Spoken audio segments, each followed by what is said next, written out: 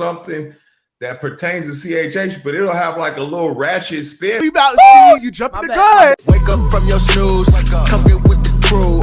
You know who it is, what we do. It's the crew. Okay, coming out the gate. Oh yeah, it's the crew. Yeah, oh yeah. exCREWsive. It's the crew. Oh yeah, oh yeah. Stop the snooze, join the crew. We got news, we got tunes. We gon' hit you with the truth. We ain't like the other dudes. This is really good tea. All the glory to Jesus, cause of him we making moves. Oh yeah, we done found our groove. You can come get with it too. It's the crew. Bro, we went from sitting at the back all the way back, being here 13 hours early, to having media passes. As you look to at what? God. To what? To having look What? at God. Bro. Look at God. Bro, we hype. Whoo, we hype. Yes, sir. Ladies and gentlemen, we are here at the We Are Unashamed Tour 2022 with the man, the myth, the legend, Triple E. Ladies and gentlemen, we really appreciate you for rocking with the crew, man.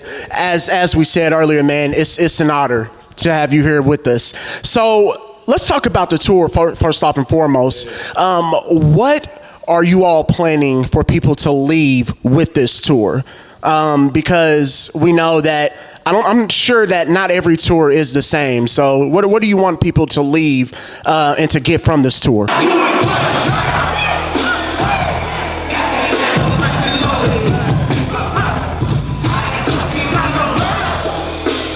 Man, one of the things is we want people to have an amazing time. I would say this, like, I think everybody said is really dope, you know, and that's a good fit. Like, you know, everybody is dope, but it takes a lot of work to put a dope set together. I think it's a really good show. So, I mean, like, it means a lot for people to spend their money, come out. I want people to enjoy it. I want people to be encouraged in their faith, too. You know, this is the Unashamed Tour. And I remember when I was a teenager in Dallas, Ambassador from Cross Movement was in seminary in Dallas, and I went to a show. It was like some event, and he was up there talking, and he had on like long shorts and like an Iverson jersey and braids, and I was like, dang, like you can love Jesus and be like that. And it was just like, it strengthened me, you know what I'm saying? So I think that's one of the things I would also love people to leave with is just like some strength for their walk.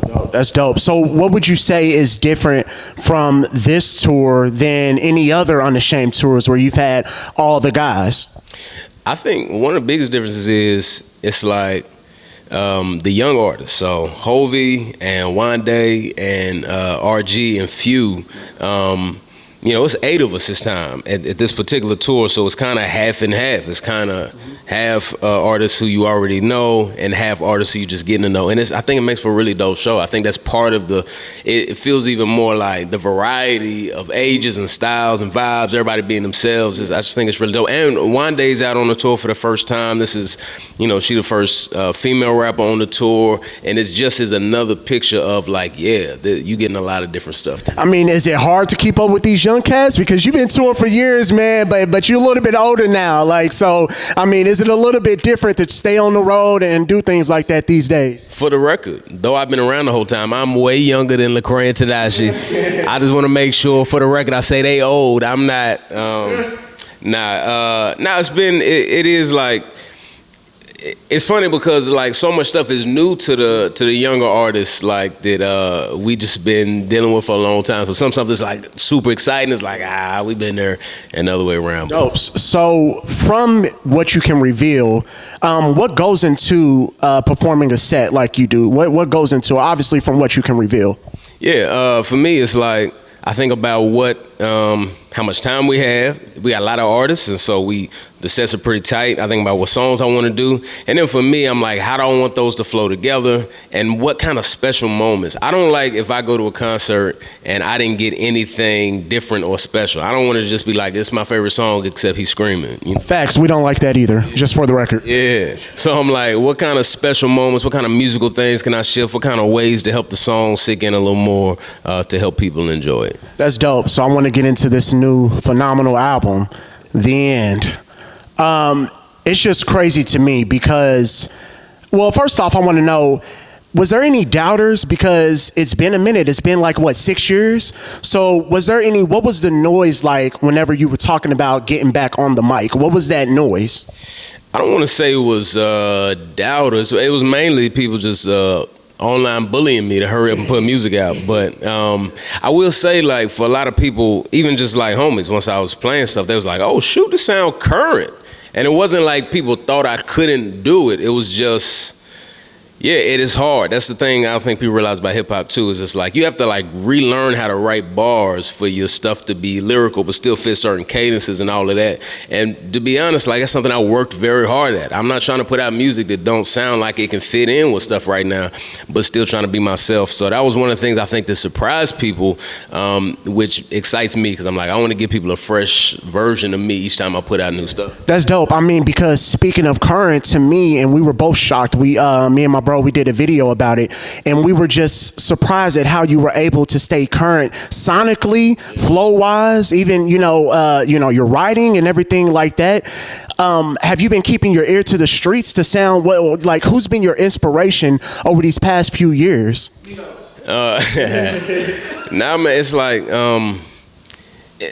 it's not just like one or two artists. It's me just trying to pay attention to everything that's going on, listening closely to albums, listening to what's happening flow-wise, and then just trying stuff. And yeah, it's hard to evolve. And throwing stuff out when it ain't quite right and listening to other people. You know, I can think of one. Like, it's some songs that like Put Your Weapon Down. I remade that song several times. Switched the flow, changed the BPM, did some different stuff to the production. For me, it's like, I'm willing to do whatever it takes for the song to be amazing. If I don't get to go to sleep tonight, this song finna be amazing. And for me, that's part of what it means to try to make great stuff is I'm willing to do whatever it takes. And so for me, studying, working hard, changing flows, doing stuff for production, switching stuff around, I'm down to do it. Well, speaking of Put Your Weapon Down, I got your back, 1K Few. I think that your name should have been mentioned on the song some way, somehow, because a little poetry was there. So was there any beef with 1K Few because of this? Of course not. That's my homie. Nah, I mean, he wasn't even on the song, and he was just at the studio, and I was mad because I didn't get a joint with him on it. And I was like, bro, what if you just did some ad-libs on this one? It would be crazy. I just got Tadashi to stack the hook because he has the most aggressive voice I've ever heard. And so Tadashi stacked the hook. I was like, Few, can you just do some ad-libs? That's all I asked him to do. I was just like, whatever you feel, bro. This is the song. And I already had that outro, which I love. The production I did, and I was like, man, this is dope. I'm like, I wonder if it's going to fall out of place. And he sent back that, and I was... You know, when Few, it's like he just makes you smile when you hear him. He's just his own slang, his own vibe, his own personality, and so what he did, I think, he just took it even more over the top. Yeah, it was really dope. Speaking of production, you really hopped into your producer's bag with this. Could we not find any other producers? What was the what was the issue with that? And that's a compliment to you because of how current it sounded sonically with the beats and everything like that. You had your up hype, tempo stuff. You had your vibes and things like that. So what made you want to get in your producer's bag and do that? Man, it was really, there's some other kind of stuff I wanted to write, basically. And I was like, man, I got to wait on people to send me beats. What if I just teach myself some chord progressions? And I was like, what if I learn to play a little bit? And it just progressed from there. Then during the pandemic, it was like, I was at home a lot. And for me, it felt like high school again, where I was just learning how to rap for real. It was like, man, what if I tried this? What if I did this? And it's part of what put me in a good place creatively, because I was just making songs every day. I didn't have to wait on anybody to send me beats. I was just making stuff. And I honestly am grateful and surprised how well it turned out, because I'm really proud of the stuff for me. I mean, yeah, because especially you got I feel you have a lot of concert records on this project. Was that a focus to make sure that you got something that's not going to come out boring and you want to really slap people in the face, because this is a 6-year-long break? Yeah, I mean, that was a priority for me, even though I wasn't sure I was going to pull it off. As people could probably tell, I'm a pretty chill person, and the first joint I jumped to is not just the hypest one, but as we were putting the kind of final track list together, I was like, okay, I think we did it. I think it feels like plenty of up-tempo moments, and we got the vibey ones in there too, but it doesn't feel like it take up the whole record. And I love when I listen to an album and I hear other joints, I'm like, that could have been a single. Like, that joint could have been a single. Like, I love that extra ear candy being in there for me. That's dope, man. Yeah, so now you've taken a break from being a pastor, or to kind of hop back into music and hop back on the mic. What I would say, was there any nervousness to doing that in terms of leaving the church to the side or setting the church to the side, for lack of a better term? I don't know how you want to put it, but was there a point where you was like, God, do you really want me to do this, or do I need to stay with my church and pastor my church?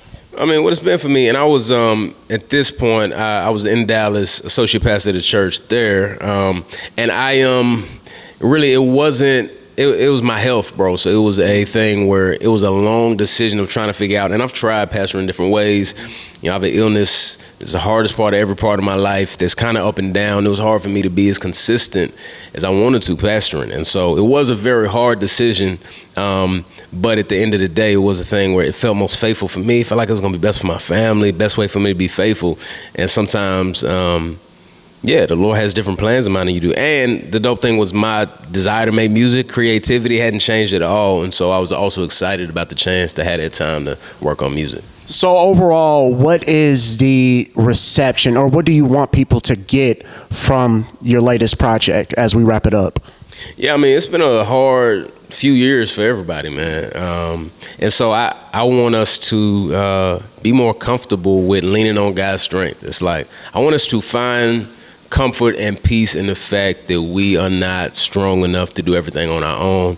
We don't always know what's going to happen. Our plans don't always work out, and that's fine. And it's a healthy place to be, because that's reality. We trick ourselves into thinking we got way more control than we do. And I've seen that time and time again in my life, especially in these last several years. I mean, pastoring is just another example of, here's my plan, here's how I thought it was going to work out, and it didn't. And so, yeah, just a peace with coming to the end of ourselves and leaning on God and His strength. And I want people to just love it and enjoy it. I tried to give people fresh sounds.